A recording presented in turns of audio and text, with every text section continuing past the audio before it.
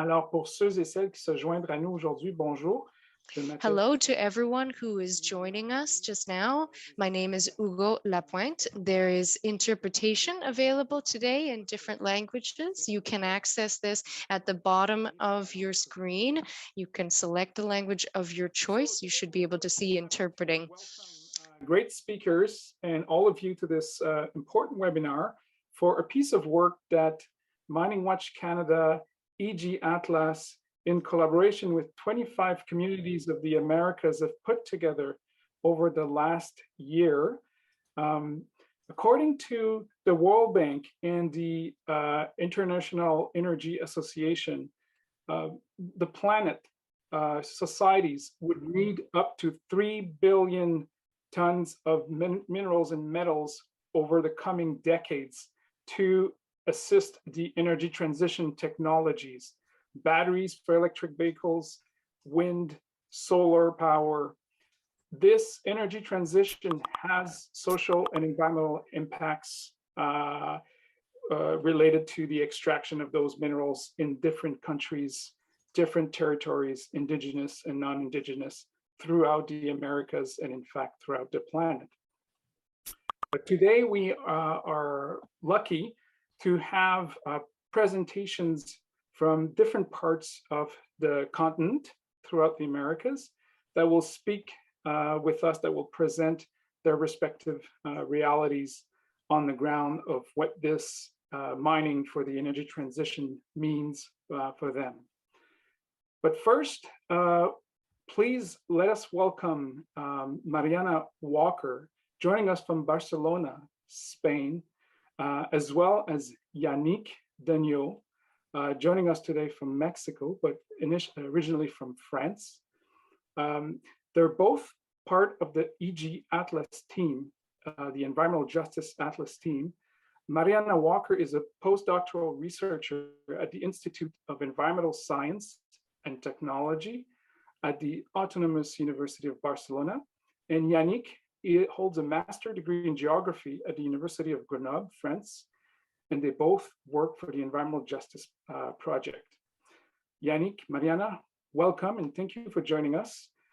You, together with us over the last year and the communities on the ground, have put together a great report and a great interactive map that is being launched today officially. Mariana, can you present us the report and map to you, Mariana? Yes, I then will go on. Thank you, Hugo, for the presentation. Gracias a todos y todas por estar aquí. Thank you to everyone for being here today. I'm going to continue with my presentation in Spanish. Yes, my name is Mariana Walter.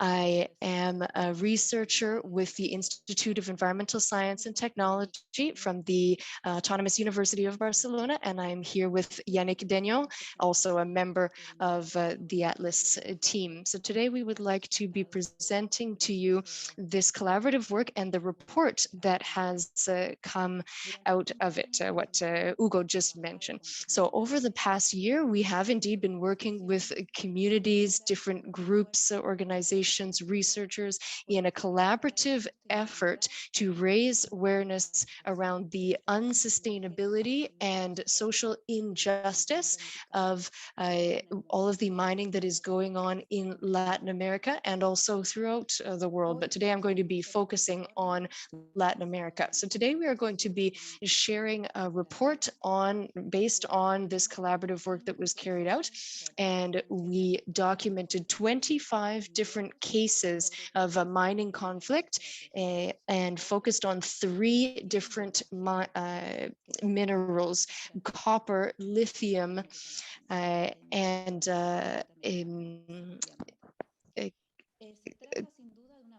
copper, lithium, and one other mineral that unfortunately the interpreter missed, but these are the commonly used minerals and commonly mined minerals in Latin America.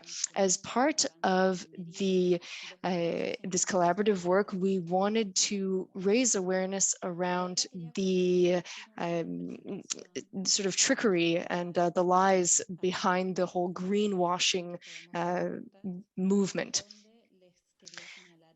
I wanted to share with you a couple of aspects from the collaborative process, and that third mineral was graphite. We would like to start by thanking the different groups that helped us and allowed us to carry out all of this work. So we have a list of all of these organizations here on the slide. These are organizations from Quebec, from elsewhere in Canada, the United States, Mexico, Peru, Chile, Argentina, Panama, Mexico. There are many different countries that we could have worked with, but that was not possible in this first step of our mapping project for mapping mining conflicts across the continent. And now you can see here the list of contents, the table of contents. And I would just like to say that this is currently available in Spanish, and we hope that over the coming weeks we will be able to share a version translated at least into English so that it can be shared in other countries. But for the time being, you can access the report in Spanish. I would like to just quickly go over some of the main contents of this report. So first of all, we would like to share this the list of the main minerals and elements, which you can see on the slide here along the bottom. And so we looked at these elements in particular, and here you have different projections that come from the World Bank and the International Energy Agency. And this shows the exploding demand for different metals and minerals that will be needed for the electric transition, so the shift to electric cars and renewable energies and so on. The World Bank estimates that if we continue with this current transition to electrical energy, we would need 3 billion tons of minerals and metals in order to power this energy transition. So here in the graph, you can see the shift from 2020 to 2040. So this is the first part of the report. And in the second part of the report, we analyzed the 25 different cases that we studied collaboratively and that look into the different environmental impacts of the energy transition. So what happens in fragile and protected areas and key biodiversity regions, impacts on water, pollution, impacts on livelihood and on heritage sites, important religious sites for the communities that are affected by this. We also highlight the lack of information and the lack of participation, the lack of consultation with communities as well on the part of the advocates of these projects and those who are running these projects. The last part of the report we also used to document the different types of discourse around green mining. And so we talk about what we see in these different 25 cases in the report that we looked at. So issues of ethics and the type of information that is being shared by governments and what false information is behind them. So we will have people here today to be able to share more with us about what is really happening on the ground. We also wanted to point out that it doesn't necessarily just have to do with the individual impact of these projects. It is the cumulative effect of all of these projects, not just on specific communities, but on ecosystems around the world, and some places that act as important ecosystems that really control how the environment functions. And we will be going shortly to Yannick, who is going to be taking us through the map and sharing with us the different projects that we analyzed. The map that we are showing to you today is only the beginning. It's the beginning of a mapping project that we want to take to a global level and and a map that will be able to show us different kinds of struggles. So we have different projects here that show us what sort of costs we are dealing with. We want to look at, we want to ask the right questions. Who and for what purpose is this mining being done? And we want to be able to imagine a different and better kind of world. So we will very much be appreciating your contributions to the discussion, and I will send the floor over to Yannick now to carry things on. Thank you. Thank you, Mariana. I'm going to share my screen. Can you all hear me?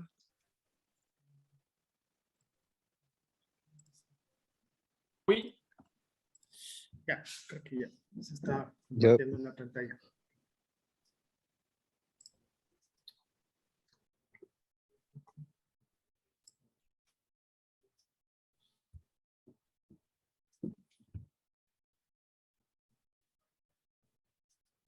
Ya, creo que sí.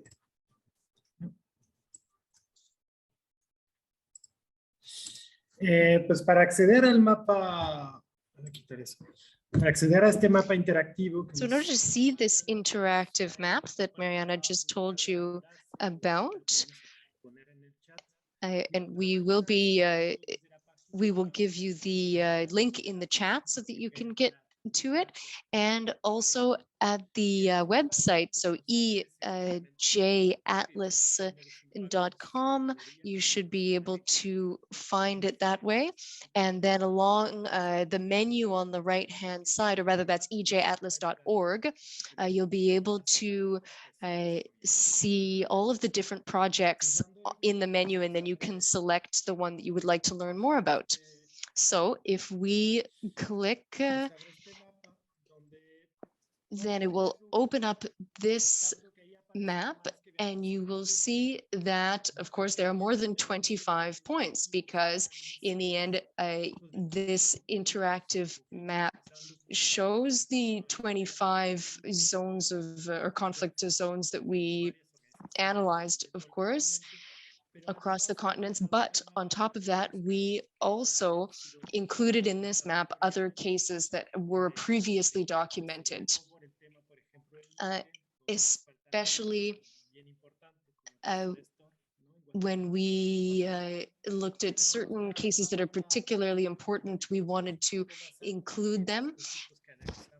And so in the end, the result that we have is something quite a lot more broad than just the cases that we specifically looked at. It's quite simple. You can zoom in. If you see blue points, that's lithium, orange is copper, green is graphite and other minerals, and red is nickel. If you click on a specific case,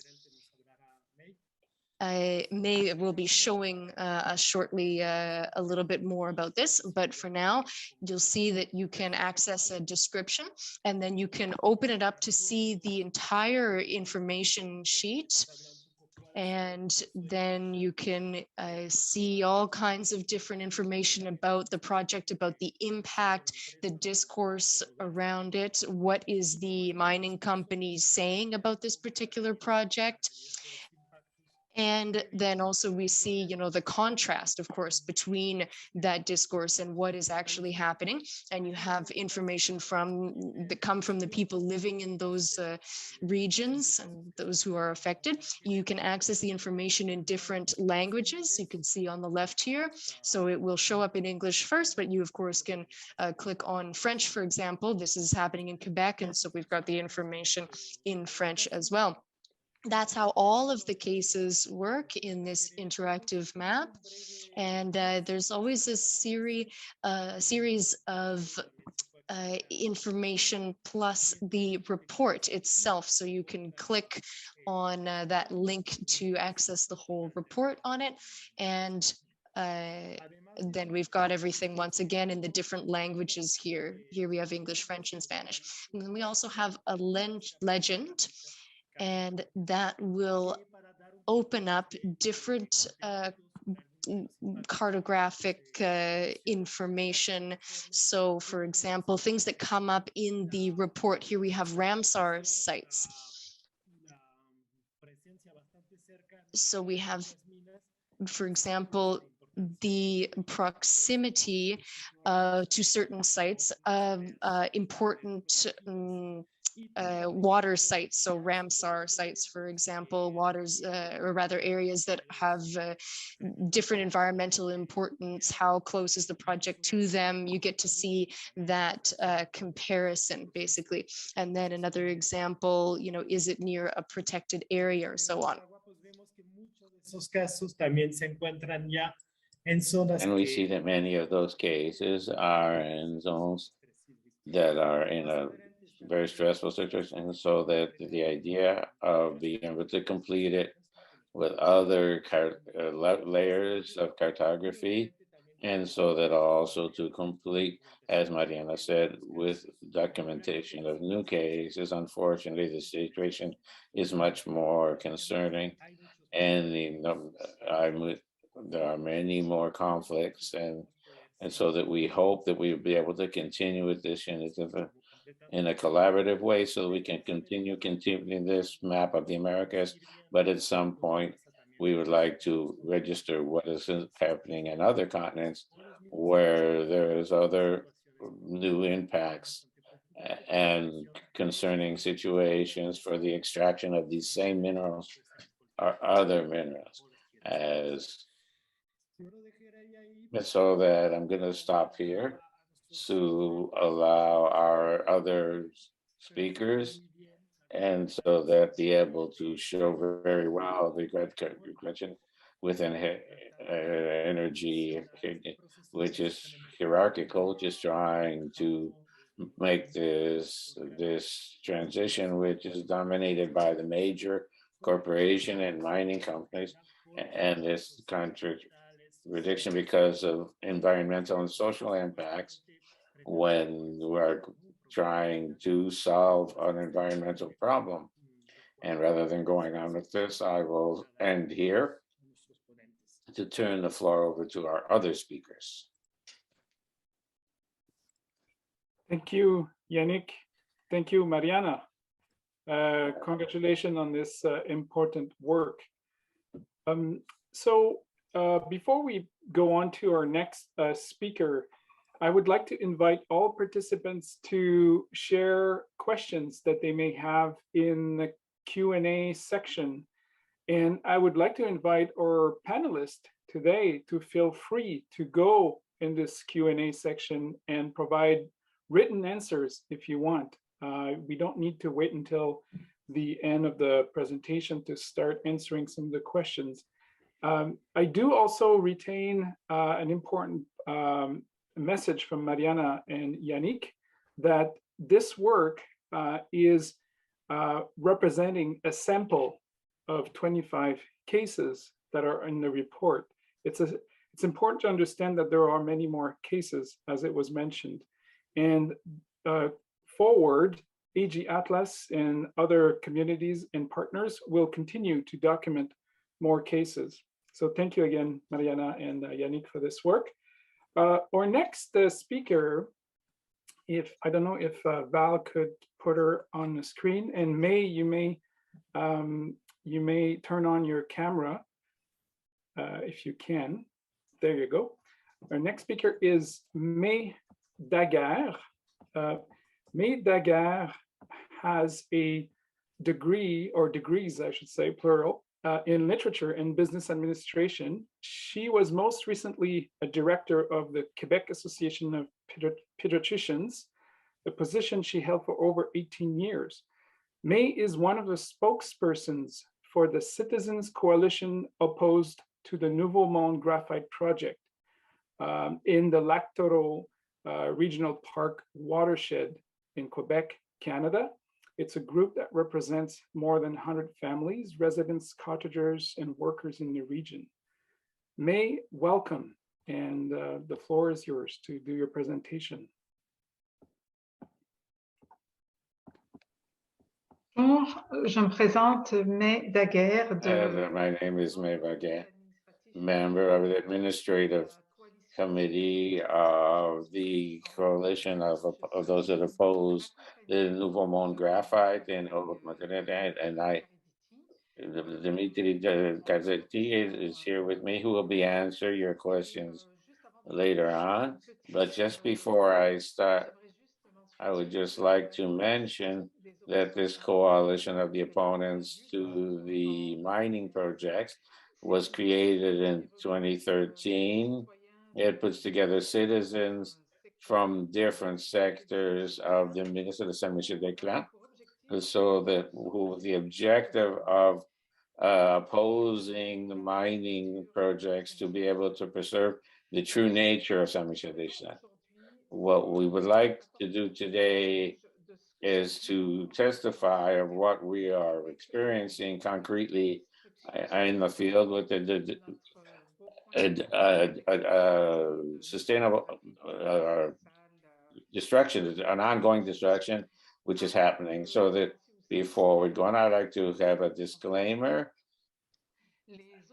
The opinions presented here are not necessarily representative of the opinions or viewpoints of the associations, employers, or the workplaces of the members of the administrative committee of the COPH. So the next slide, we come into the actual pith of the subject. What is the real environmental price for our Tesla-style battery? If we take an example of the Model S, according to the data obtained by MindWatch Canada, to create this would need 73 kilograms of graphite, so that the miner would create mining waste of 4.8 tons, wastewaters of 1,222 liters, and green gas emissions of 0.4 tons of CO2. So where does the graphite come from? The graphite comes from the biggest open air mine in the south of Quebec, the first in the 180 kilometers from Montreal, and less than 2 hours away from Montreal. It is situated in the National Park of Mont-Tremblant, between rather the Mont-Tremblant National Park and the Regional Park of Lac Taureau, a vacation area in a very fragile ecosystem, a very sensitive environment, a recreation and tourism area, which is well known both nationally and internationally well known. Next slide. Qu'est-ce que le projet Matawinie de Nouveau? What does a Matawinie Nouveau Monde Graphite? It is a pit that is 2.7 kilometers long, 430 meters wide, and 240 meters deep. And as waste, it creates they could have 4 million tons per year, more than 100 million tons over 25 years. And in terms of its graphite production, there's only 100,000 tons a year, and of these 100,000 tons, only 42,000 tons a year for electric car anodes. Next slide.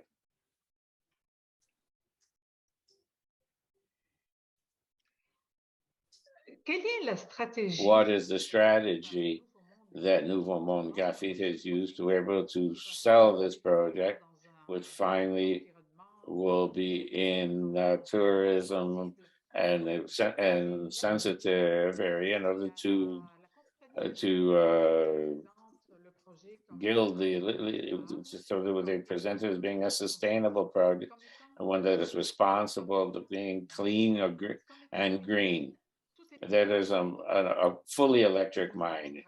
And so Nouveau Monde Graphite is boasts of respecting the environmental criteria, social criteria, and good governance principles, so that we're repeating the same message, whether it be at the level of the companies that might be interested, for the government, and for citizens as like ourselves, and the message eventually goes through. So this is a PR campaign which is very well handled and with constant and intelligent propaganda, basically pure propaganda. And unfortunately, what are the facts? We're very far from responsible extractivism. And this is something that is deceiving the population. There's a lack of transparency on real impacts. And so that this goes completely opposed to the criteria of where parts of sustainable destruction, deforestation, and so that pollution of the environment, the pollution of the waters of the area, of the lakes in particular, and so that there's nothing positive that can come out of this project as it is presented and currently. And they use a methodology of co-availability, whose the proof of viability has not been made, a methodology that doesn't actually exist, at least in our climate. And Nouveau Monde Graphite continues to mention that it's a clean project, and there are major doubts that have arisen, and the message that continues to go through as if it's saying that it's a green project. I'm going to show you a little video that shows you there's a strong odor of sulfur coming from the phase of the project.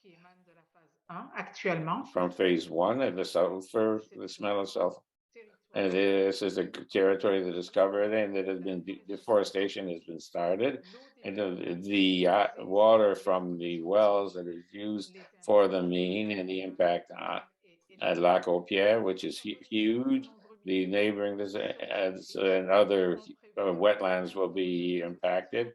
We expect to have a flow of 466 cubic meters per day. Imagine that this mine put onto Mount Royal Park, and as much as you see here, it would cover the whole park, the whole surface, and also it would cover a great part of the surface of Central Park.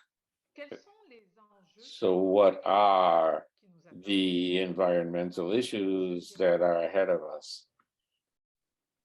If we go to the next slide.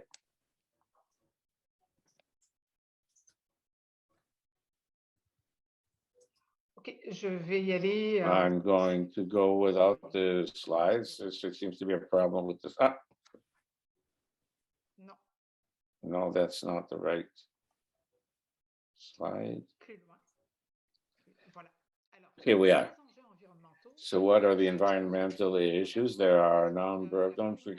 Water contamination, which is probably forever. We're talking about surface waters and also aquifer. We're talking about mining waste, a huge environmental to go on, a loss of biodiversity, the equivalent of 100 million tons of mining waste, a part of which is generates acidity, and so that this is going to, if the co-disposition method is not approved, that we're going to have a contaminant of the Matawinie River, and will end up in Toro Lake. the loss of biodiversity. We talk about noise, of trucking, fine particles, and a considerable increase in greenhouse gases, which allows us to think that they have not shown that they are electric during the audiences in 2020. The hearings in 20, they were there for the whole of 25, because they were supposed to talk with Green, but not social division, rather that the promoter has 86% of acceptance of the project, which is completely false. This is 50% of the population was not consulted during the survey. 50% of the population that are against this project, the indigenous nations, that we are for another aspect of the Manawan Atikamekw population. They were never printed. Although the promoter says he has an agreement with the Atikamekw nation, which is false, according to the Atikamekw Council, as presented in the last few months. Impacts on health, very high, as risks in terms of mental health, which has already begun, and also at levels of physical health problems, including to lung problems, governance issues. The main shareholder, Nouveau Graphite, is Pallinghurst Group, which is associated to a number of entities in tax shelter in order to so much such as the Cayman Islands and others lobbying. There is a process that is going on. There's a series of greening strategies, as we reported before, and negligence of the recognitions of the BAP, which is the Environmental Protection entity. And so in February 2021, they emitted a decree for authorizing in a hidden fashion, without obtaining previously the additional studies that were required, if not demanded, before any by the BAB, and which deals directly with environmental issues such as co-disposition. The fact that the mine is not being demonstrated to be fully electric, very important. And the government has been ignoring this. This is total deception. And so the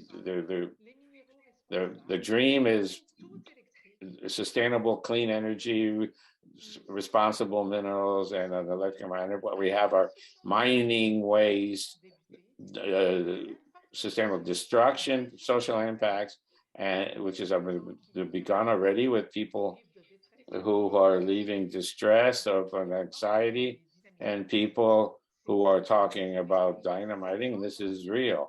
It's something that's already started, and about greening, environmental greening, and which is a thing that is supposed to be so green that some people end up believing it. So there are any solutions to this sustainable destruction? Yes, there are.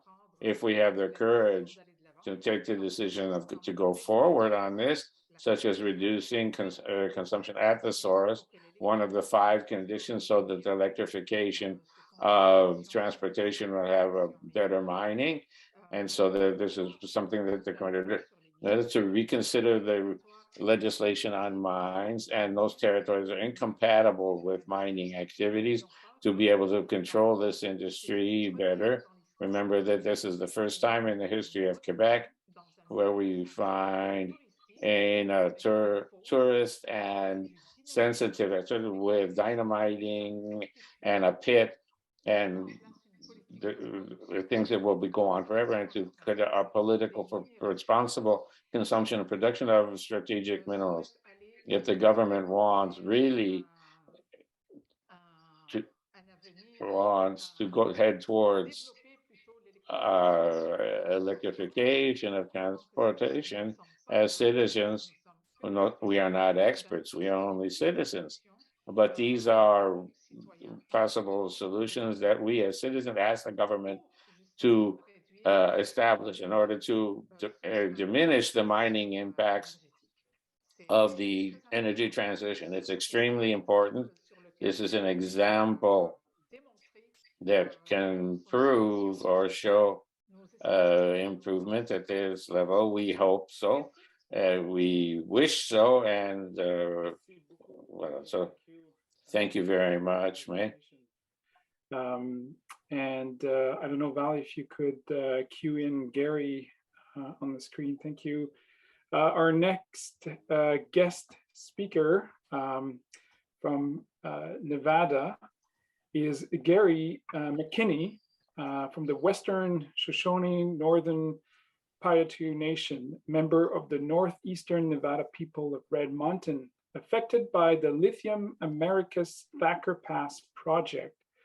Very close, in fact, to the Tesla car mega factory. But before we hear Gary, let's see a video that he wanted us to project for you all today. Biggest problem is we look at today, we look at ourselves. Yeah, we're comfortable. Yeah, we still got water, but what's it going to be like in the future? Nobody can really say what's going to happen with that water. I don't think there's enough tests on the toxins that they're adding to retrieve the precious metals. I don't think that people fully are aware of what's going to happen year after year, or 20 years, or 100 years, or 50 years from now, as to what trouble that's going to bring them.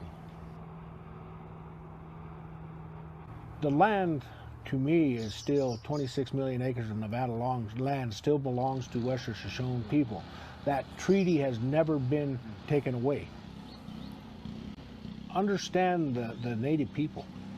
Give us a chance. We're not trying to chop your head off. We're trying to do things right to protect what we have left of our sites.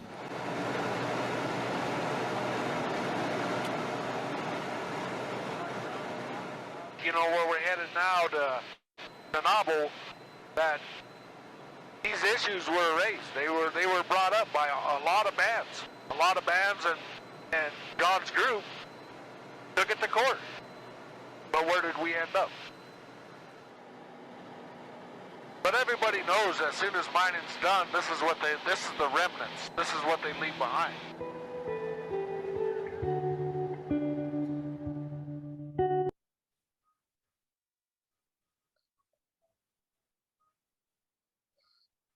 There it is.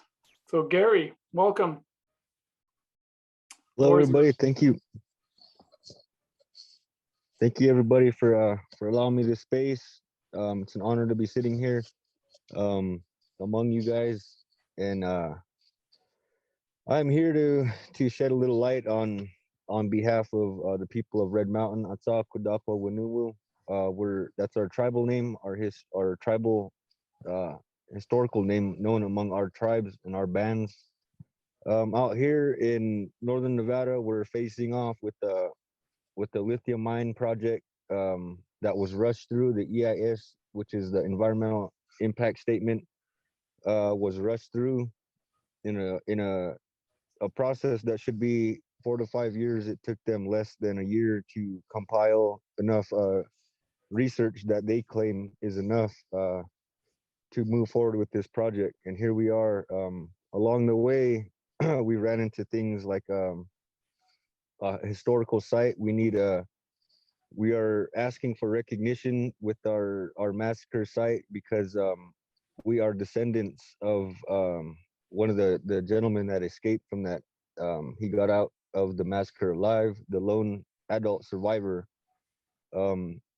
So along the way, he rode to these different places, and now these places are under these lands are under attack with uranium test drilling, with lithium test drilling, with this lithium mine.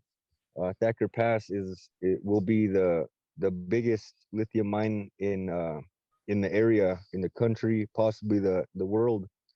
And here we are. We're trying to fight for our culture, fight for our history, and ensure that our children have a good future. We bring it to a large scale, and a along with this COVID pandemic. COVID, as we all know, is a respiratory illness. It's a virus that it's not easy to go away in your lungs. Once it's in your lungs, it may stay there.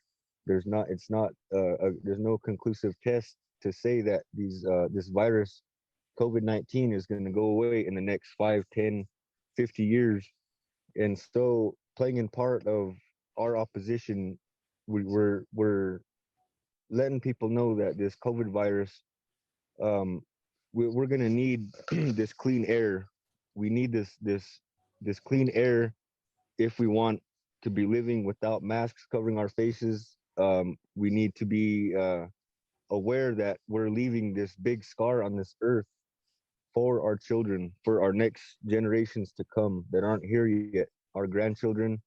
So we speak to honor our ancestors, those that are in our history, that have passed, that have made it known that our people are still here to defend the land and to make sure that we have clean water and clean air. And now we're up against these jobs that make money, profits. This green energy format that they have is not green, because these are the people, the companies and corporations that don't see the forest for the trees. They see what they want to clear everything out so that they could get underneath that ground and extract whatever they want. That's public lands. They do that. They get their claims out there. And so we have this general mining law of 1872, and a lot of people can agree to this, that it needs to be done away with or abolished, or it needs to be worked on, because 1872 here in America was around the year of the Civil War. Ulysses S. Grant had in mind donkeys, pickaxes, and shovels. They were mining with donkeys, and there's pictures out there. You can Google it. And here we are. This lithium project is being dictated by that same 1872 mining law. And here it's a transition between green energy. This is 1872, before light bulbs, before electricity. It's dictating how we want to go about electric vehicles, lithium batteries. Those are all electrical. So you see that contradiction and that contrast, where we obviously need to start coming together to make a change. And our smaller communities, especially our indigenous communities, we have been through this historical trauma. And this lithium mining project here on our homelands, it's not the only reason for us being defensive with our land. It only adds to the big picture with us, and it's not known to everybody. Just like our struggles here throughout the summertime, we see smoke. The visibility is so low you can't see a mile in front of you because there's so much smoke. And this happens every year. It's getting thicker and thicker every year. You look up at noon and the sun will be red, and that's the type of air quality that we have to deal with on this side of the map of America, the United States. We call it Turtle Island. So we're sitting here on this west side of the map, dealing with these fires, dealing with the water shortages, and the people that's in power, that's playing a big hand on these mining projects. They don't see that. They don't smell the smoke. They don't see the smoke. It literally looks like it's snowing in the middle of summertime because the ash is coming down from the sky, and it's all around us. And this is Northern Nevada, where this mining project is going to be.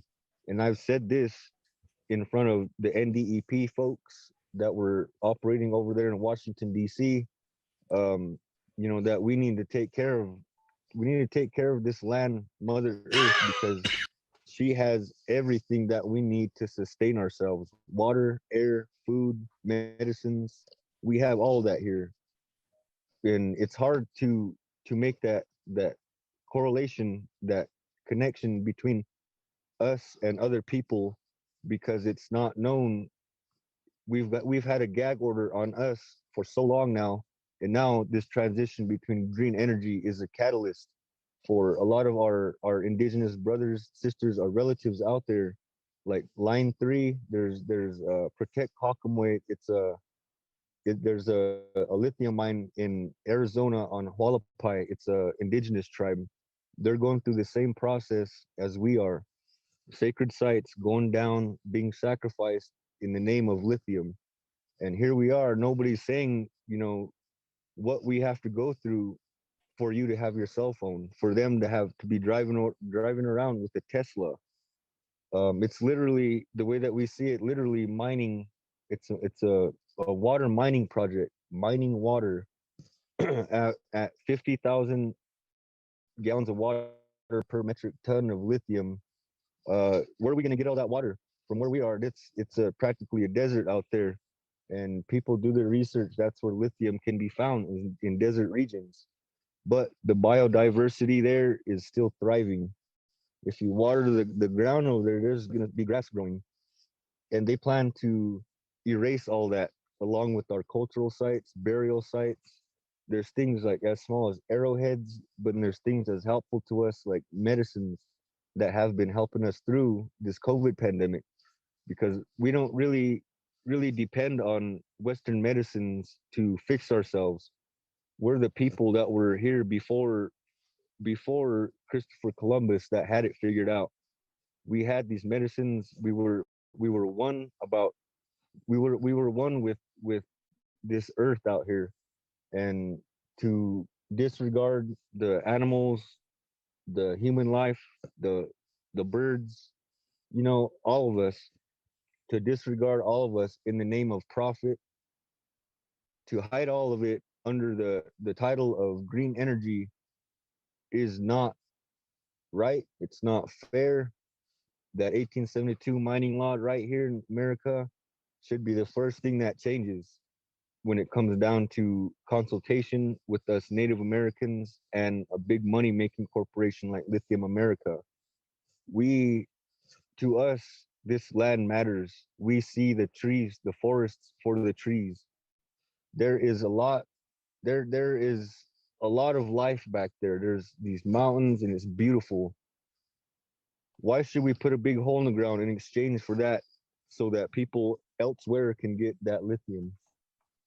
In the truest sense, in the most truest sense, we are the ones sacrificing our culture, our history, and they're not believing us when they ask us about our stories. We're facing with a federal court that has never been on our side to begin with. 1872 mining law will bring it okays the paperwork. It aligns paperwork so that we're secondary to that paperwork, and they push it, and it's because we don't have that type of money. We don't have those kinds of resources yet to fight for our land, to preserve our land, to put what we can to, like, there's massacre sites out here in America that have protection orders on it. Like, it would be, if we have a protection order on it, that would be the same as us going over to Arlington Cemetery and putting a shovel in the ground. That would be one and the same. But we're the people that don't see that. We don't do that. We don't want to do that. We don't take that disrespect, because we're out here living it for free. We're not going to work at 8 o'clock being paid to stay there until 5 to make problems for people like us, like some of us out there I've been hearing, and that needs to change also. And this is a good way to really be interactive with, because we should all be looking at our lands as our homes. I'll say one more thing, like we really, I personally believe it like this. We are caretakers of this Mother Earth. This would be like any mining, let's say any kind of mining project out there, we would have to consider ourselves going into somebody else's home and destroying things, putting things where they don't belong, breaking glass, writing on the walls, breaking things and wrecking the whole house just in general. And then we leave, but we lock the door. that it's the same thing. We don't like to do that. We don't want to do that, but we're finding ourselves in a justice system that will literally protect things like that. And these smaller groups underneath them that claim to mitigate will only soften the blow. But you can't put a price on our culture. You can't put a price on our artifacts, our oral history. It's not for sale. It's not for sale. We don't want to be disrespected, and we want all of our people, because we're pro people. We're pro environment. We're pro people. We want to see our youth and our kids away from cell phones, outside playing, building relationships, dancing, singing, having fun, learning, experiencing life, so that they may get old and reflect back on it. They can be a good elder and teach their young ones and their young ones, and so on and so forth. That's what our, that's what our protection of our homelands is really about. And that's all I want to leave here with this time and this space here. We're out here. We're a small tribe. We're not like the Lakota. We're not like the Sioux. We're not big in numbers. We're small, but we are mighty, and we know our history. We have been learning our oral traditions since the day we're old enough to learn.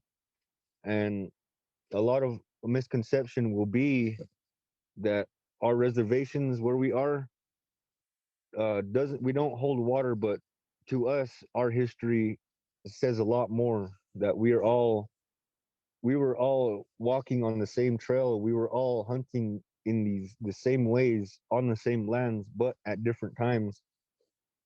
And it's only until this colonization of America happened that was forced upon us. Then boarding schools happen, and then these historical trauma events start happening. And so now our elders wish to have our lands preserved, and that's the way that that us as young ones will honor that, for our medicines, for our water, for our air, for our people. That's the fight that we're out here in northern Nevada. The Thacker Pass lithium mining project is not green. You could find me anywhere on Facebook. I'm out there. Please continue to support us. Yeah, I do believe that that I have said everything that I need to say for now. I appreciate everybody for coming in, listening. Thank you so much. Thank you, Gary. Thank you for your testimony. You don't see the chat maybe, but there's a lot of thank yous and support coming out. By the way, anybody feel free to share some comments and questions in chat, or even better in the Q&A section for your questions. And feel free to introduce yourself wherever you're coming from today, tonight. Tell us where you are, what you're working on. So for our next two speakers, I'll first introduce my colleague, Viviana Herrera, who's the Latin Program Coordinator interim for Mining Watch Canada. And so Viviana, I'll let you introduce our next guest speakers. Yeah, thank you so much, Hugo, and thank you to all the panelists, and May and Gary. Thank you so much. Thank you everyone who's joining us across the Americas, literally from Argentina all the way to Canada. And speaking of Argentina, in this second half of the webinar, we're going to be speaking with two spokespersons from two different movements in Argentina and Chile, who've been leading the way in terms of pushing back against lithium and copper mining for the energy transition. So, but before we introduce our next speaker from Argentina, we would like to show you a very short video clip. It's actually a trailer of In the Name of Lithium. So take a look.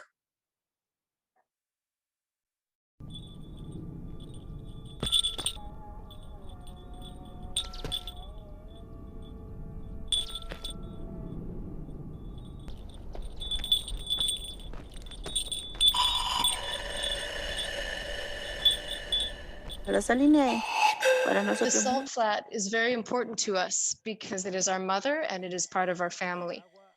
Water is the blood of Mother Earth. The amount of water needed for lithium extraction is not here. Our mother cannot be broken, destroyed, or sold. This is the biggest crisis humanity has ever faced. Climate change. Climate change. El gran problema de las energías renovables es que son intermitentes. The big problem with renewable energies is that they are intermittent. Es fundamental. Essentially batteries. From this point of view, lithium battery storage is essential. Salt flats have lithium. It's the most profitable and the easiest to mine. Hay concesiones mineras sobre casi toda la puna argentina. Millions of liters of water evaporating in the desert. There are mining concessions on almost the entire puna in Argentina. Sacrificio, ¿no? El gobierno tiene una deuda con nosotros. Si el gobierno define que eso es importante. They're condemning us to be the next sacrificed region. The government owes us. If the government decides this is important for the development of the province, then the government will go ahead with it. They're giving it to this company, GEMSA, as if they were the owners. When did they ever consult with the communities? These territories are inhabited by our ancestors, and we are going to defend them the way we want to.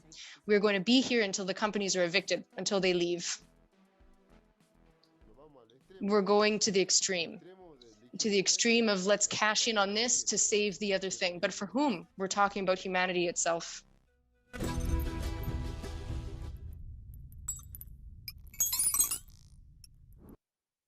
So that was it. Clemente, yes. So Clemente, welcome.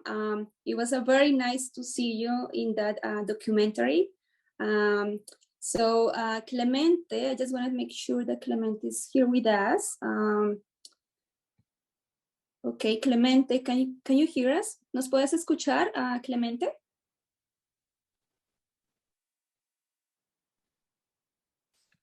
I just want to make sure that, because, you know, he's having some, yeah, okay, ahí está. Hola, Clemente. Okay, Clemente, so welcome. Hola, buenas tardes. ¿Me escuchas? ¿Me escuchas? Buenas tardes. Hola, Clemente. Hello, good afternoon. Can you hear me? And so that sí, you can hear me? Yes, we can hear you. Hello? Te escuchamos. Yes, we can hear you. So Clemente, Clemente. you are part of Buenas tardes. Good afternoon. Buenas tardes, Clemente. So before we start, Clemente, I'm going to say something in English. Speaking So I just wanted to make sure to tell everyone that the following two presentations are going to be in Spanish. So if you need English or French interpretation, just make sure to click the little globe icon at the bottom of your screen, and then you'll have access to French and English simultaneous interpretation. So I just wanted to introduce Clemente because I haven't. So Clemente is joining us from northwestern Argentina, and he's part of the indigenous community of El Angosto and a spokesperson of the Mesa de Pueblos Originarios de la Cuenca de la Laguna Guayatayoc y Salinas Grandes. Clemente, so I was saying that it was really nice to see you in that documentary, and I just wonder if you could tell us a little bit more about the struggle that the La Mesa de los Pueblos de la Laguna de Guayatayoc is going through in order to protect the territory, and why it's so important for you to oppose lithium mining in Salinas Grandes. Clemente, ¿escuchaste la traducción? Clemente, did you hear the translation?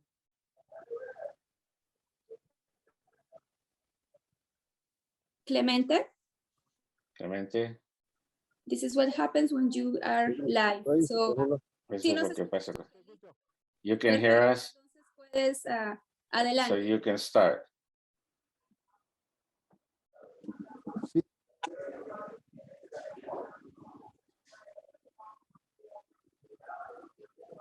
He is a representative of the Mesa de Pueblos Originarios de la Cuenca de la Laguna de Guayatayoc en Salinas Grandes.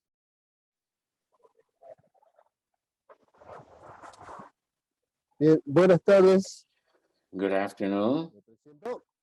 Sí, dale. I can introduce myself? Go right ahead. I don't know whether you can put on the camera as well. ¿Apago la cámara? Sí, dale. Perfecto. Okay, go right ahead. You can.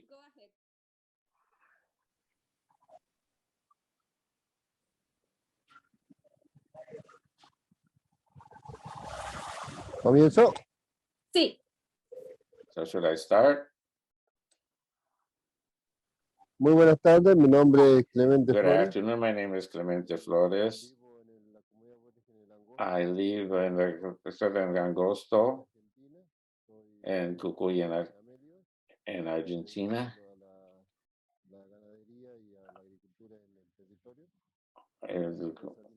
La Cuenca de Salinas Grandes and the Lake of Guayatayoc. I spent a lot of time would have been dedicated to defending from different types of investments, and so the lake of so that we are defending the territory, particularly on the subject of water, which is so that we've been gone through various communities, and so that there's now active lithium mining and the. I'm afraid the sound is gone. And different occasions, they have displaced their communities in order to be able to mine lithium. We have been trying to defending the territory, which is very important for our communities. And so that we didn't know how to defend that and to see that how possible this was. And so that we've been working in different levels and different types of readings to bring all the communities together to condemn what is going on.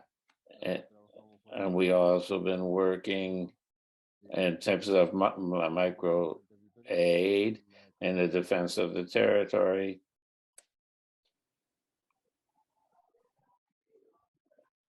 Okay, gracias, Clemente. Thank you, Clemente.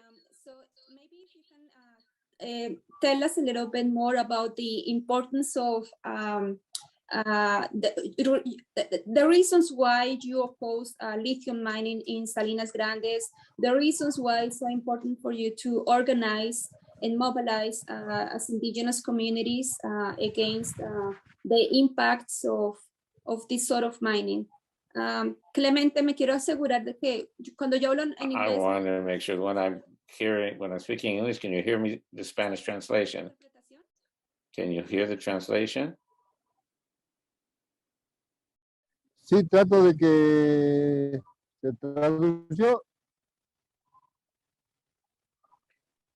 The interpreter apologizes, but the sound is cutting in and out. No escuchas nada. Bueno, entonces de pronto si nos puedes hablar en este momento. So that you can keep talking right now on the struggle that you are carrying out in the method, the basin of Guayatayoc and the Gran Salinas, what you're carrying out now is struggles.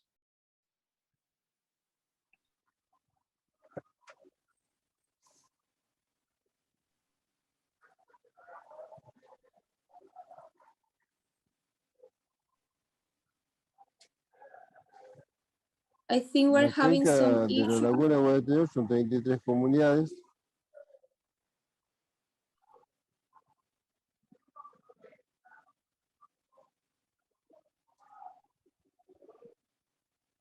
La Laguna de Guayatayoc de Jujuy estamos. The Guayatayoc Lake and the basin is, and there are 23 communities within working with the basin, and they were trying to keep up with what is going. I'm afraid that so there's inhabitable zones that have very little water available. And so that, so how people adapt and how they organize, and so that we can defend the life in these regions, and so that there are kinds of different health problems, and so that we organize assistance to the communities, and so that we are defending it and taking care of these people, because our people live in these places.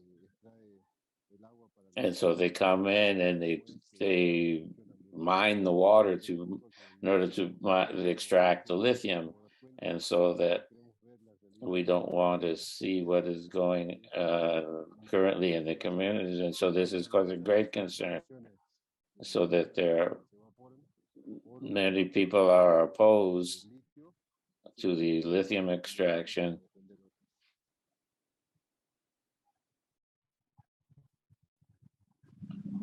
Okay, thank you so much, Clement.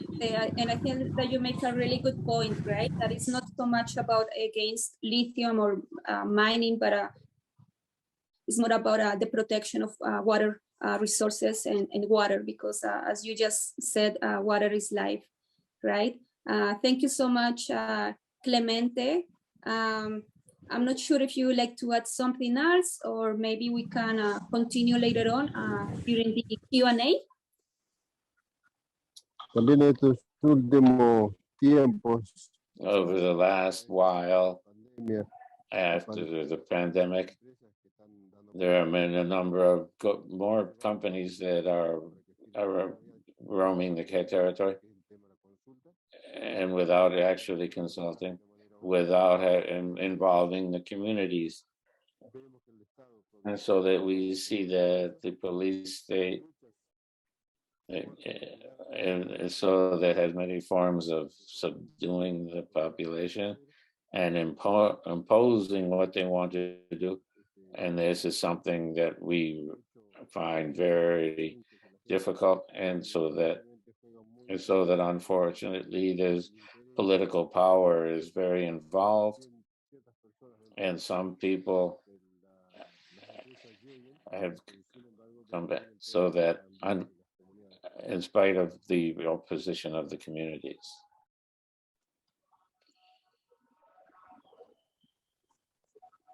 Thank you so much. Thank you so much, Clemente. Thank you for those words. And I think we're gonna come back to you during the Q&A. I'm pretty sure that our audience have plenty of questions for you. And actually, in that regard, I would like to remind everyone that you can post your questions in the Q&A, and that we're gonna get back to those questions in a few minutes. But before we do that, I would like to introduce our next speaker, and our next and actually last speaker, who is Sara Gomez Honores. She's the spokesperson of Putaendo Resiste. This is an environmental, social, and cultural group from Putaendo, Chile, that opposes the Canadian mining company Los Andes Copper and its Las Vizcachitas project in the Aconcagua Valley. But before joining Sara, and before her telling us about the wonderful work that they do in Putaendo in order to raise awareness, we would like to show you a very short video that they have created. So take a look. ¿Sabías que Putaendo, el primer pueblo libre de Chile, hoy se encuentra amenazado por el proyecto minero Vizcachitas Holding, que pretende construir una mina a rajo abierto? Este proyecto es de gran envergadura y dejaría sin agua nuestro valle, ya que se ubicaría justo en el centro del río Rocín, que alimenta el agotado río Putaendo, devastando la agricultura local, la ganadería y el rico patrimonio natural y humano de Putaendo. En nuestros valles se han identificado más de 1.300 petroglifos de senderos del Inca y Pucarás. Fuimos el primer pueblo libre de Chile, porque por aquí ingresó el grueso del ejército de los Andes, ruta que el gobierno argentino ha solicitado sea declarada Patrimonio de la Humanidad por la UNESCO. Heredamos una rica arquitectura patrimonial, donde destacan los corrales del Chalaco, que son monumento histórico nacional, y nuestra comuna declarada como zona de interés. Putaendo es epicentro de una dinámica actividad cultural, con el carnaval más largo de Chile, encuentros de payadores, componedoras de huesos y bailes chinos. La cordillera de Putaendo se encuentra en un estado excepcional, casi salvaje. Es un extenso territorio que da origen a múltiples cuencas andinas que nacen de numerosos glaciares de roca. Estas montañas son el hábitat natural de pumas, cóndores, gatos andinos y guanacos que pastorean sobre increíbles bofedales altoandinos. Esta cordillera se ha descrito como el límite norte y sur de al menos 21 especies de plantas, pues se encuentra en una zona de transición climática entre la árida del desierto de Atacama y la mediterránea del Chile central, propiciando la existencia de abundante flora y fauna nativa. Putaendo es el único valle de la zona central sin gran minería, y así queremos que se mantenga. La empresa canadiense, los Andes Cooper, y las autoridades estatales Cooper and the state authorities have the opportunity to stop this mining cutting. We don't want to be responsible for the destruction of the only source of right now, the Putaendo Valley, and of the life of a whole people. And so without water, everything else loses its value. We don't want to be the next sacrifice zone. We want a Putaendo without mining. Creative team.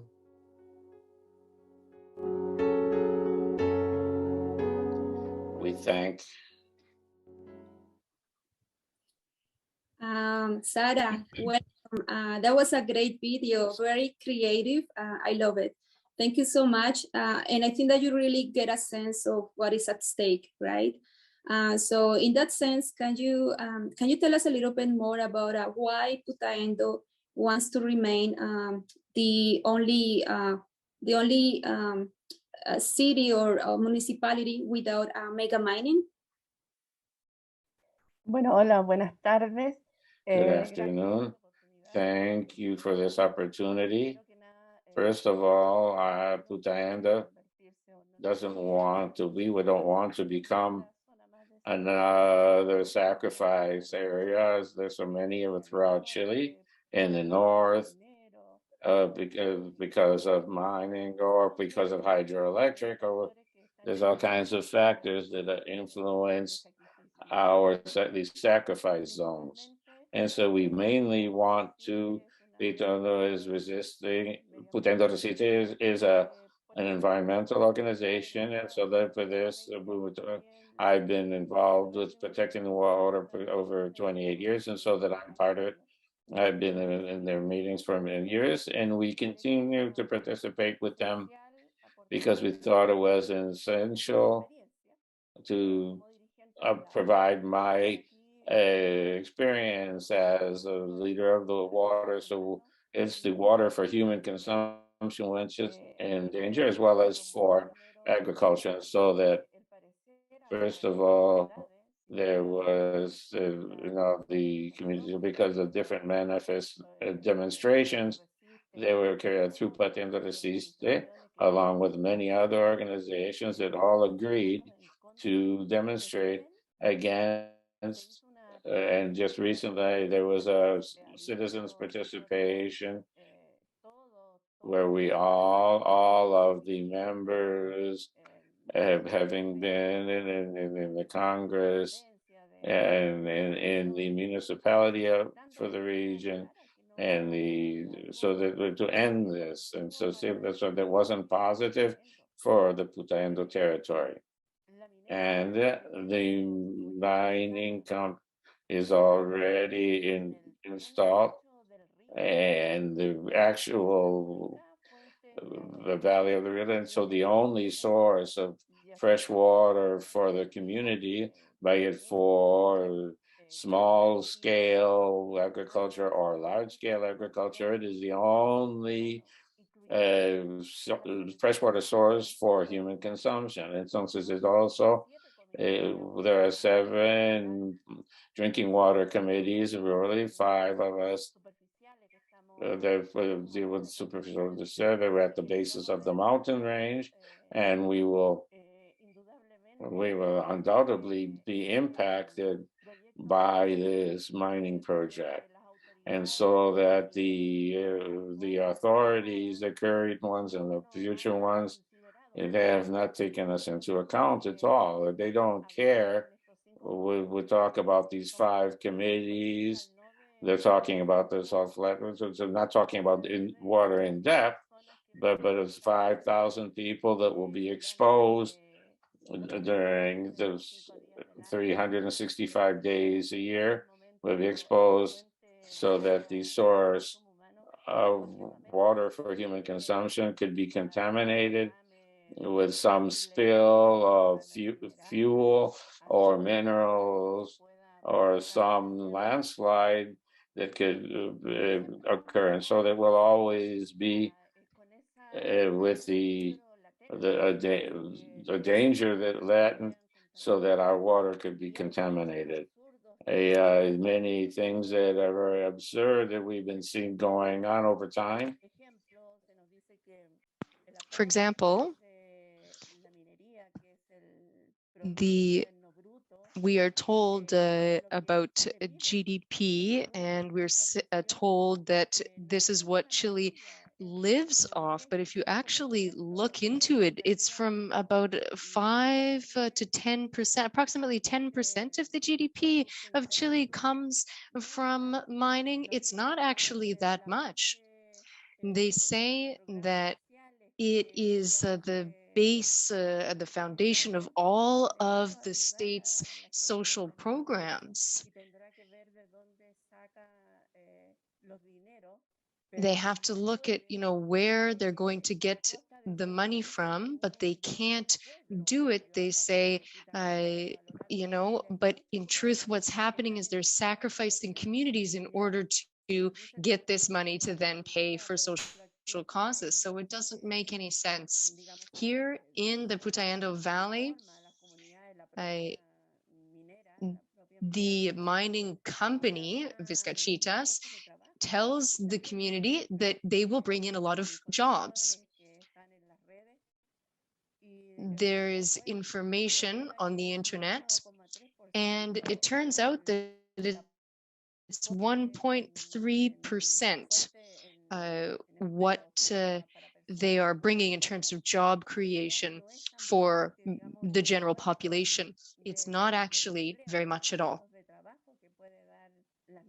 These jobs provided by mining companies are almost negligible if you look at it carefully. But, of course, they also bring all kinds of negative impacts in terms of human health. Most people who work for mining companies end up with extreme stress. They have to work for 12 hours a day. They can work up to 7 days a week, and then they have 7 days off, they say, but it depends entirely on where they actually are working. Because if somebody from the 5th region goes to work in the 4th or to the 2nd region of Chile, well, then they have to travel, and that takes up a whole lot of their time off. And it also brings a lot of stress.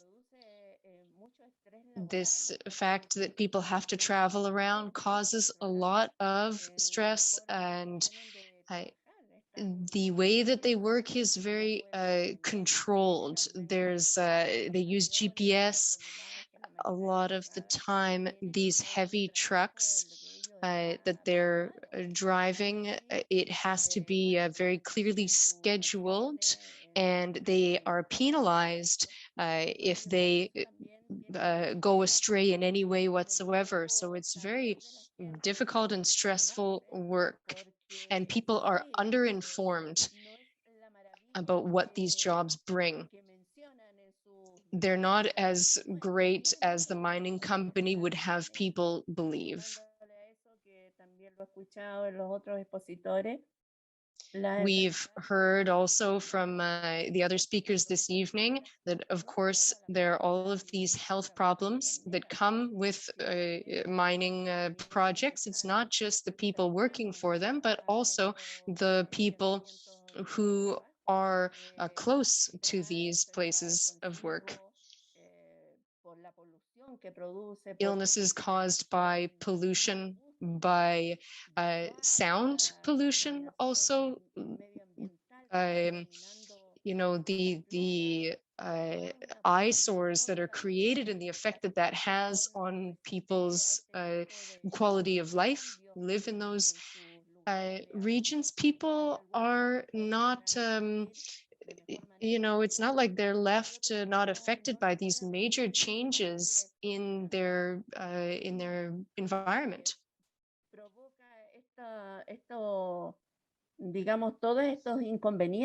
All of these negative aspects that, you know, people, when they're just trying to get a good job, that's all they want, they end up giving away their life. They think that they might be supported by this mining company for the rest of their life, but this is not the case. If they end up getting into an accident, probably the company will look for a replacement. They'll come to a certain compromise and give them a certain amount of money, and that's it. They just completely forget that the person ever worked for that mining company at all. Sarah has just been reminded that she's got 1 minute left. Water is what is always going to be at risk, and that is what we have always fought for. There are many people that want mining, and there are people that don't support them. But for the most part, society is very divided. People in the region specifically, some of them want it, and others, you know, in equal numbers.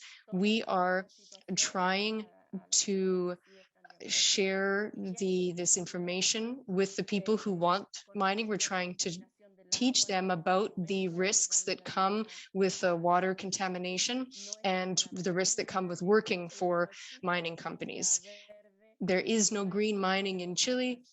There are many falsehoods that are being spread.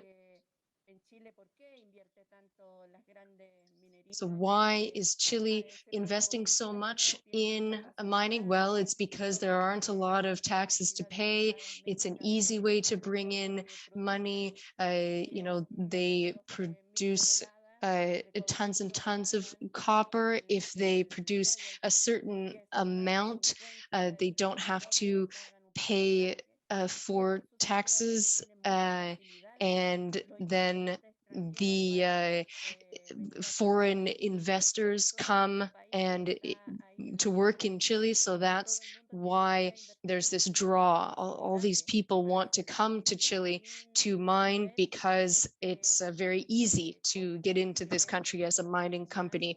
However, the cost that is being ignored is the human cost, the environmental cost. And at some point, we are going to end up paying this cost.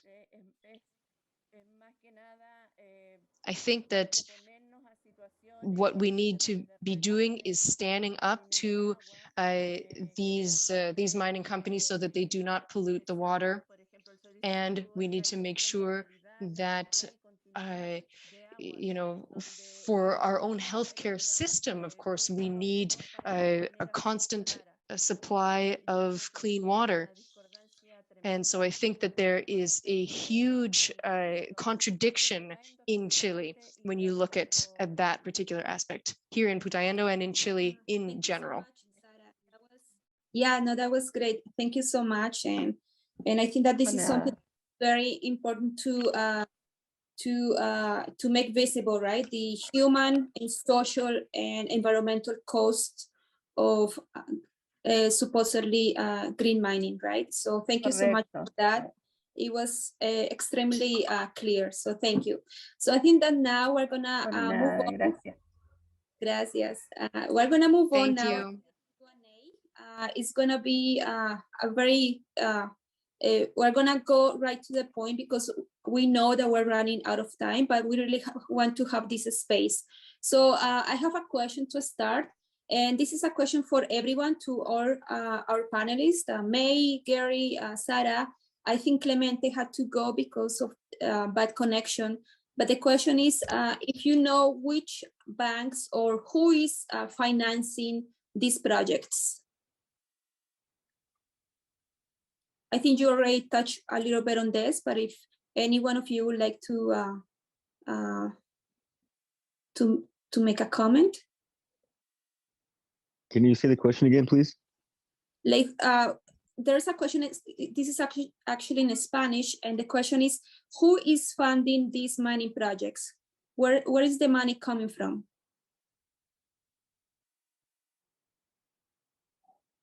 From my understanding, this lithium mining project in Thacker Pass has investors from Canada.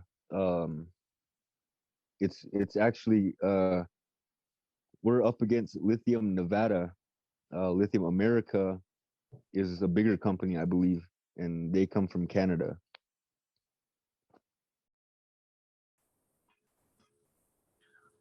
If I may add, it's Dmitri from Coalition des opposants projet minier en Haute-Matawinie.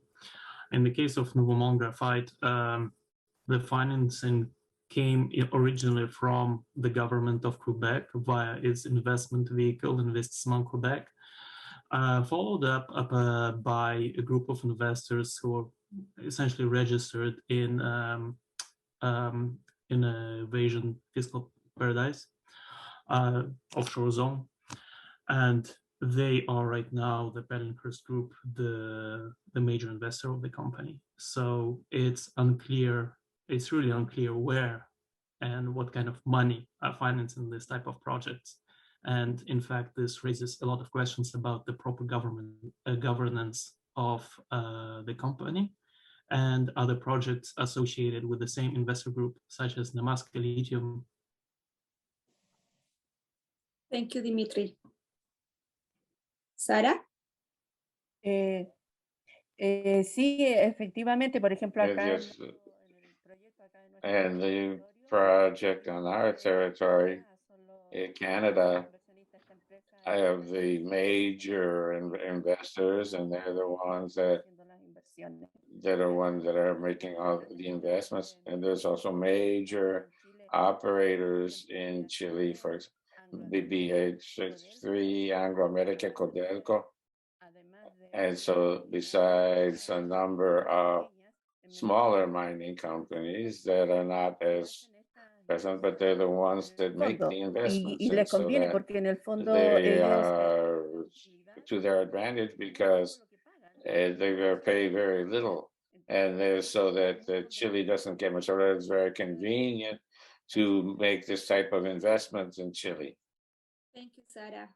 And actually, I think we're gonna stay with you. There's another one for Sarah.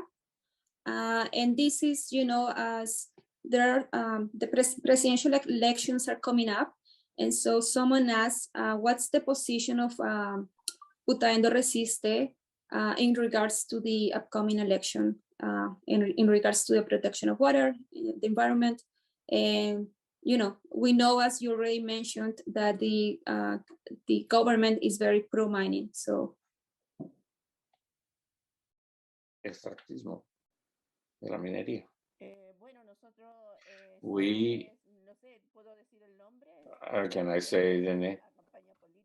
Well, I'm not going to carry a political campaign, but of course we're informed of bodies, and in all forms, the other person who is a candidate, I think that things have been bad up until now on the environment area.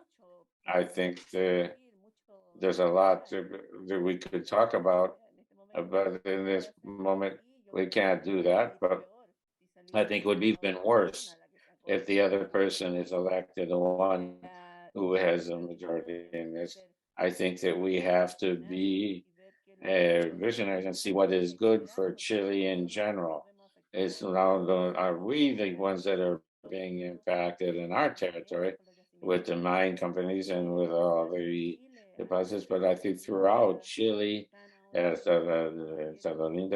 a project for photovoltaic, which also causes all kinds of problems because it's cleaner energy, but they're doing this in places that are not appropriate and where there's a human price to pay. So that I disagree with these government decisions. Okay, thank you so much, Sarah. I think I'm gonna give the I'm gonna pass to Hugo. Oh yes, thank you, Viviana. Today we had two questions raised from journalists that are interested on this issue. One of the question was, considering that we need to move away from oil and gas to for the energy transition and the need for minerals for batteries and wind and solar, how are we supposed to go forward to, so basically the question was, you know, are there some places where it can be mined safely or not? So that's the question for all of you. I don't know how you handle this question in your own regions.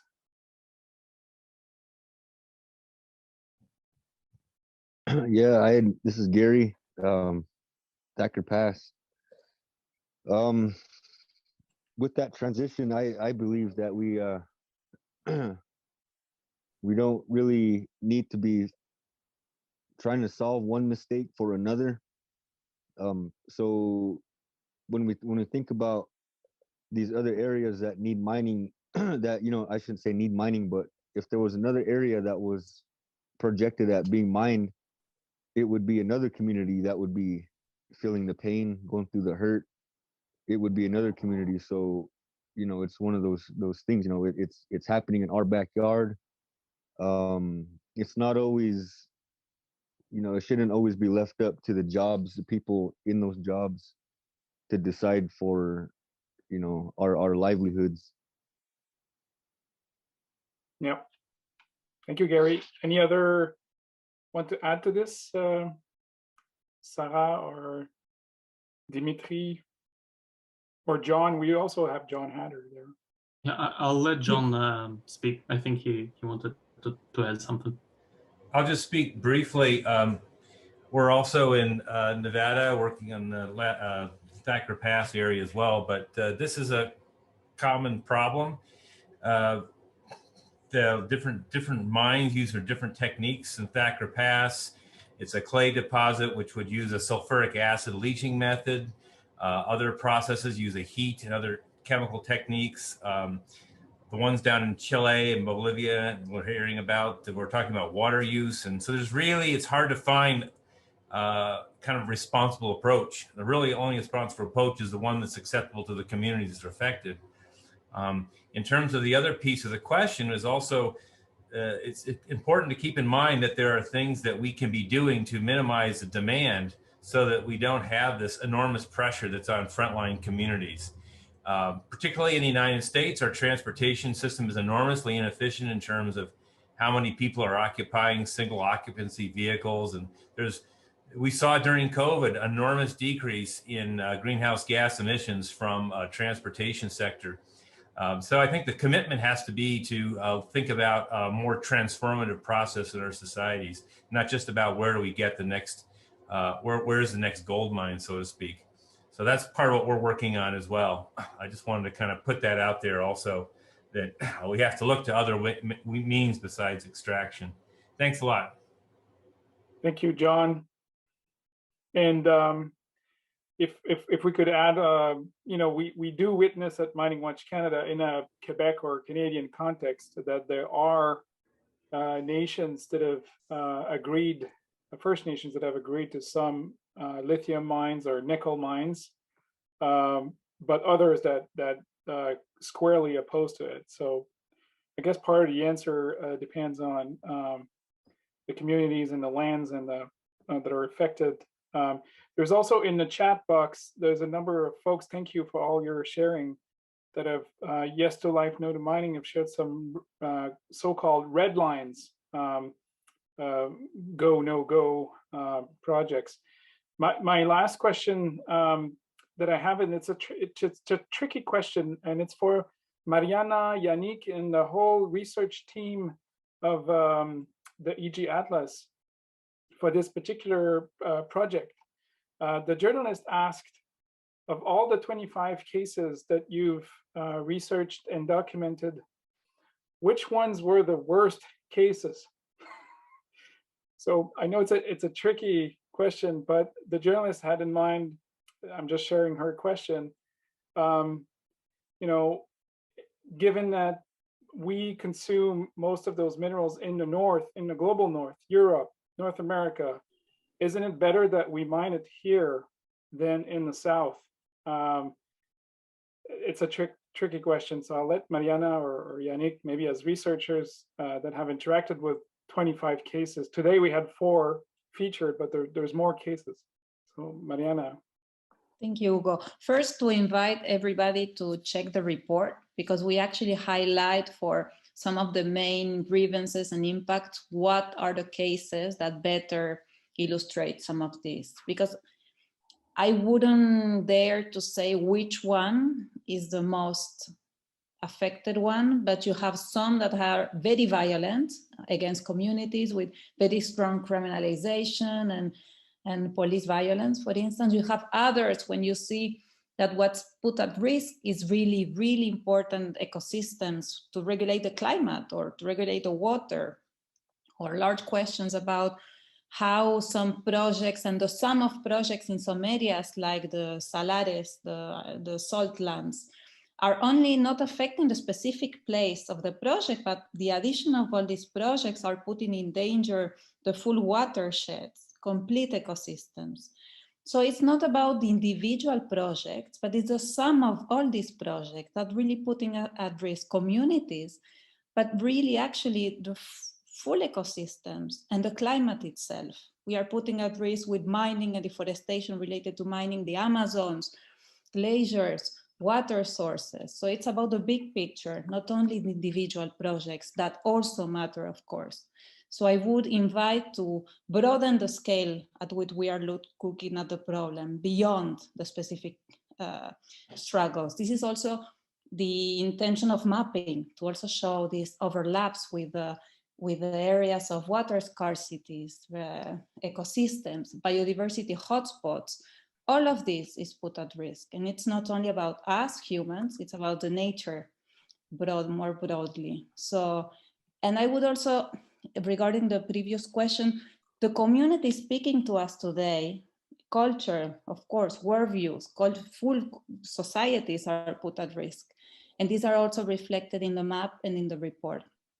But I also say that what we are also showing in the report is that these communities that are struggling against the expansion of mining had actually a very marginal role in actually creating the climate change that now is fostering these policies for energy transition. So we are here, this is a full issue of justice as well, that we are not addressing correctly with the questions we sometimes make. So I would also raise the question of, is this an energy transition we want? For what? For who? Do we want to really mine lithium for individual electric cars? Should we asking about consumption in the global north, about the type of transportation we want? So I think we need to go back to these broad questions about consumption, energy consumption, transportation, ways of living, diversity of ways of developing our lives, our views.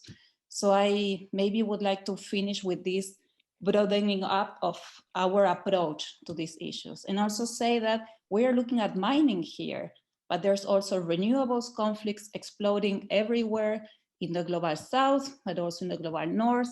So I think if we look at the broader picture, we are really facing a global, not only extractive crisis, but also a massive land use crisis, social crisis, human rights crisis, that we actually, I don't think it will be possible to mine all the metals they are needed. So I think we will be faced with these questions very soon. Yeah. Thank you. Thank you, Mariana. We're now going to close this session very soon. I would like to invite all of our panelists to turn on their cameras.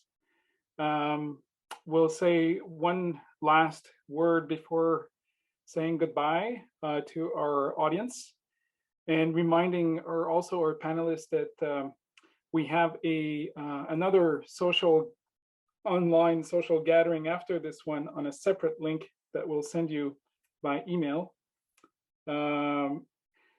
But maybe if you could keep it short, in 30 seconds, we'll go a last round table. What would be your final words for tonight that you would like to share with the audience?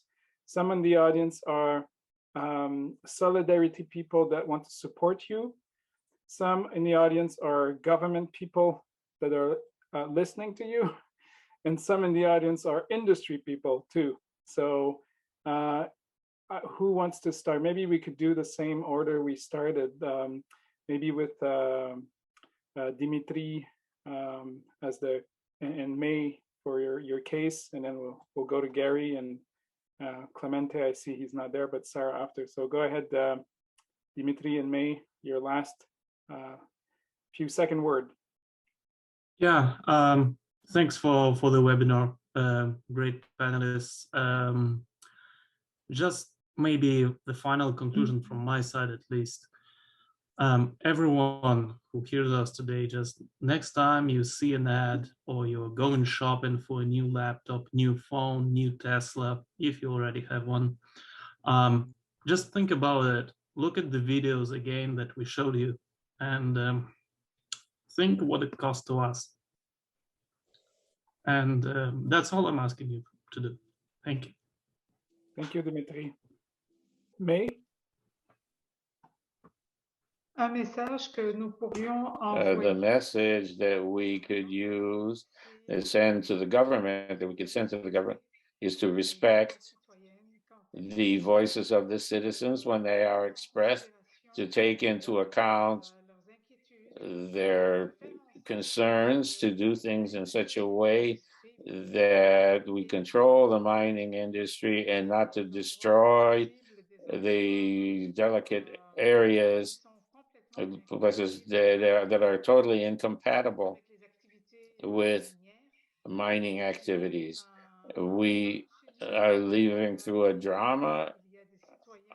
There are citizens that have mental health problems because of the installations that are present. The environment is going to suffer. We don't say we are a jewel for ecotourism, and we are basically disrespecting this jewel to have supposedly sustainable economy, and that's not true. We're destroying. Rather, there are other ways to reach our ends, that we could have conditions for better ways of modernizing transport. So this is my message directly for the government. Merci, May. Thank you, May. Gary? Gary. It's been a real pleasure to be sitting here with everybody. Thank you all who attended, the participants, the panelists. Yeah, out here, we're descendants of important people to our history. What we are doing out here is fighting and protecting for our people and our ancestors. We're speaking out. We're honoring our ancestors' wishes. We're part of that prayer. We're totally nonviolent. We're approaching this in a prayerful way, pro-people, pro-environment, the real stewards of the land, throwing a protection blanket over our resources, our water and our air. We're still struggling for, in the court system kind of way, but we're not going to give up. We're still here. We're going to remain here, and we plan we plan to continue to utilize our land with our ceremonies, our gatherings.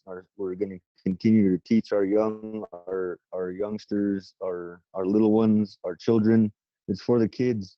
Our main purpose for fighting these destruction on our land is for our kids, for our future. They're our future, and it's really if we show them how to take care of our land, how to care for one another as human beings, we're going to be in good shape in 40 to 50 years. And we don't have enough experience to say otherwise, but we do know that if we work together and we continue to work together, we can make this change. And it's good, beautiful change. And it's happening in all of our countries. And so everybody out there that's listening, you know, and if your communities are going through some struggles right now, keep your head up, keep fighting, keep doing what you're doing for the people, for our little ones. Keep up that fight. You're doing good. We're all doing good. You know, we're doing that honor. I'm proud of each and every one of us. Let's keep it up. Aho. Thank you, Ho. John Hatter, who works closely with Gary and others in Nevada. One thing I'd just say is that in addition to what's already been said, is that in the case of Thacker Pass, what we saw was a very rushed process, a very poor environmental review, and this would set a very dangerous precedent for the mining future. We have to stand up against these projects that are poorly conceived and do not have community consent. Otherwise, we're looking at potentially what I would see another generation of unnecessarily destructive mining, and perhaps even poorer practices than we see today. So it's important to stand up. Thank you, John. I think we're moving to Sarah now because Clemente is not there, right? Correct, Viviana? So Sarah, your last words. Bueno, sí, a mí no me cabe duda con todo. There's no doubt for me that with all the experiences that have been shared today that have been very enriching for all of us, those of us who are environmentalists, we've been able to see how people live, and we've been thinking about how our children and grandchildren are going to be living. Well, I am committed to this fight. I'm going to continue supporting all of these organizations that are numerous here in the Putayendo Valley. We're going to continue fighting against this invasion that mining companies are doing here in our communities. We want for our governments to, at the very least, stop the processes that have already been started. And we want to look carefully, we want the governments to look carefully at what these mineral deposits can bring to the local communities, and in terms of, both the good and bad. We need to place more value on human life and defend the land where we live. There are people that have been here their entire lives. For me, it's not the case, but I have been here for a long time and I love this land. And the other conclusion that I came to, which is perhaps very simple, but it's just that I have seen that this issue is not just here in Chile, it's everywhere. Mining is causing environmental and social conflicts all around the world, and they are very deep and very significant conflicts. And so I think all of us need to be united and we need to fight together because it is for the survival of humanity. We need to make sure that we save water sources so that no community is without safe water. And this is for rural regions here in Chile, where we want to make sure that we have schools and healthcare for these rural peoples here specifically. We need to make sure that rural peoples have the same rights as those living in the cities. We have schools and kindergartens and all of these different resources because there is clean water, and without it we would lose all of this. So we need to raise awareness about the resources that we need in order to keep this alive. So we need to not just cross our arms and give up, we need to continue. That's all I wanted to add as a conclusion. Gracias. Gracias, Sara. Merci. Thank you, Sarah. Yannick, and then Mariana, your last words. Go ahead, Yannick. Pues ante que todo, gracias a todos. So first of all, thank you to everyone who came to listen to us. And thank you to May, Dmitri, John, Gary, Sarah, and Clemente for their talks. I think that it is from the words that they shared that we can see this contradiction in the world today.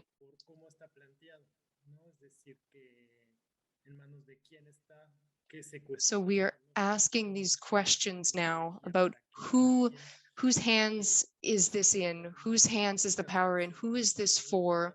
What is it for? So we've looked at this technological transformation in a much deeper way. There are things that need to be rectified, and we've looked into that. If we are sacrificing villages and lands, well, we need to look carefully at that. Should we be sacrificing this dominant model that we are working within right now instead? I think that the documenting the cases, well, we in the past have looked generally at what is happening in the global north, in Canada, in Europe, and people were not necessarily looking at the global south and all of the issues of corruption there. People have often thought there's no way to control it, even though supposedly there are countries where there is more environmental regulation. Well, we realize that things are overlooked in some cases, and the impacts are not being managed properly. And there have been these aggressive measures of doing things in all parts of the world this whole time. So we need to look at what kind of activities we need and what helps society rather than the markets. We are looking at this hegemonic energy transition, and we need to be sure to show that there are other possibilities. This isn't the only route that we can take. There are also democratic grassroots options. There are many different types of initiatives. We need to focus on the fact that there isn't just one technological path to take. So I think this is something that needs to be discussed, and it requires work on many different levels. I think that there are a lot of gaps that we need to shed light on so that we can counteract all of these problems that we are facing. Thank you, Yannick. And Mariana, your closing words for tonight? No, will be short. Acabaré en castellano, mareando a los traductores. Primero agradecer a todas y todos. First of all, I would like to thank all of the panelists who have not just been participating today, but over the course of several months now. And you can see the results of their work in the Environmental Justice Atlas. And then I would also like to thank all of the participants that have been here for 2 hours, and there are many of you. I would like to finish with an invitation. I want to invite all of you to participate in this mapping process in North America, but also on a global level. So all of these projects around mining and other types of conflicts that we need to be following. Of course, 25 cases or approximately 40 in the interactive map are just a very small sample of the conflicts that are currently underway and getting worse. And of course, there will be new ones over the coming months. So I wanted to end on that invitation. This atlas is seeking to expand the mapping process.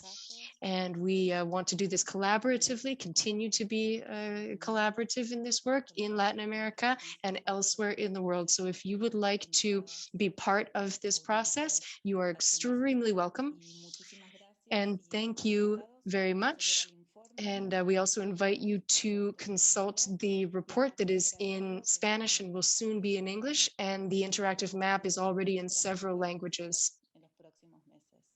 And as we mentioned, things will be updated over the coming months. Thank you very much to Mining Watch Canada for facilitating today and for sharing all the PowerPoints and the videos and organizing everything. I'd also like to thank the interpreters who have had a difficult job today with so many different languages. And I think that it's been wonderful to give people the opportunity to express themselves in their native language. So we're grateful to have had this opportunity. We know that logistically it can be difficult, but that is a really wonderful thing. This, you know, accepting diversity in this way and making sure that we allow people of different backgrounds to join in. So thank you, Hugo and Viviana, and to the interpreters once again. And we hope to be able to share the video with you soon so that you can see, you can watch this webinar once again calmly on your own time. Thank you. Gracias, Mariana. Thank you, Mariana. It's probably close to midnight where you are now. So a well-deserved end of night for you. Viviana, you want to share some last thoughts for tonight so we can close the meeting? Yeah, I'm just gonna say in 20 seconds that at the end of the day, to summarize, at least how I see it, is that this is all about water. This is all about protecting life. And as you know, as May rightly put it in her presentation, this is just about distracting these resources, distracting life, trying to distract water. And I really like the concept of sustainable distraction, because this is what this is all about. So water, protecting life, and protecting water. So thank you to all of you. Thank you to all of the panelists for being here with us and being so clear. And yeah, thank you for being with us and for this initiative, for being part of the initiative. Thank you. Thank you, Viviana. And I'm just going to thank Val and the whole technical team behind the scene and the whole Mining Watch Canada team and everyone that joined us. I will also thank the spirits, actual and past, ancestors and future generations that are not here today, but we should all be thinking of them past and forward. So thank you all and have a good night and keep up the good work. Bye-bye.